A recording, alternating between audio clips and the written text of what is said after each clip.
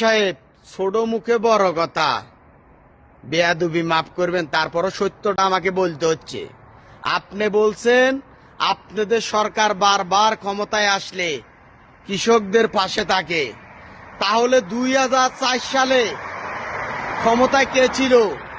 বেগম খালেদা জিয়া। কৃষকেরা যখন সার ওষুধের জন্য আন্দোলন করেছিল, তখন কৃষকদেরকে গুলি করে হত্যা করা হয়েছে। আপনি তো গত 17 বছর দেশে ছিলেন না, তাই আপনি জানেন না যে কৃষক কার্ড, ফ্যামিলি কার্ড মানুষকে দিচ্ছেন, সেটাও শেখ হাসিনা মানুষকে আরো আগে দিয়েছে। এখন তথ্য প্রযুক্তির দেশ, মানুষ জানি যায়, মিথ্যা বলার জায়গা নাই।